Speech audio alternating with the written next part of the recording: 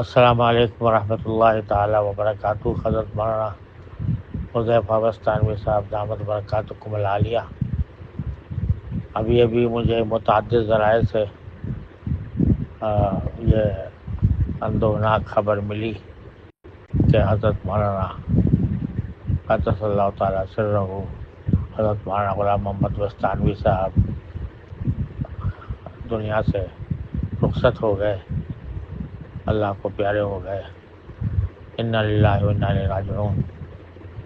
ہمارا بہت بڑا نقصان ہے پوری امت کا، پوری امت مسلمہ کا، عالم اسلام کا۔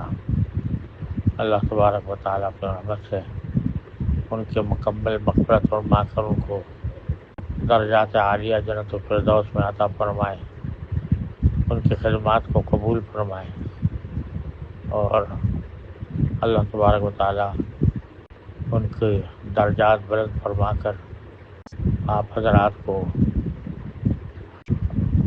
صبر و سکون عطا فرمائے اور قدم قدم پر آپ کی تذکیری فرمائے، کیونکہ ان کے وفات کے بعد آپ کے اوپر بہت بڑی ذمہ داری آ گئی ہے۔ اللہ تبارک و تعالیٰ اس سے بطریق احسن عہدہ برا ہونے کی توفیق عطا فرمائے۔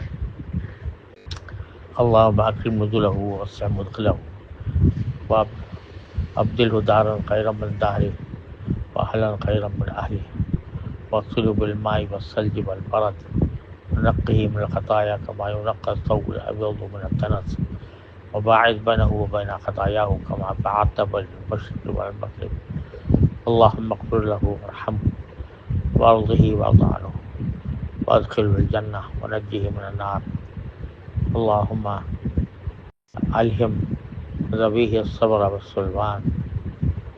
اللہ تعالیٰ آپ کے قدم قدم پر تذکیری فرمائے اور اس مشکل وقت میں آپ کو استقامت، صبر اور حکمت کے ساتھ معاملات کو چلانے کی توفیق عطا فرمائے۔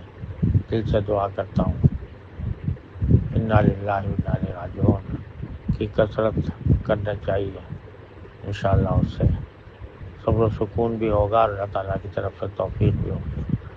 السلام علیکم ورحمۃ اللہ تعالیٰ وبرکاتہ۔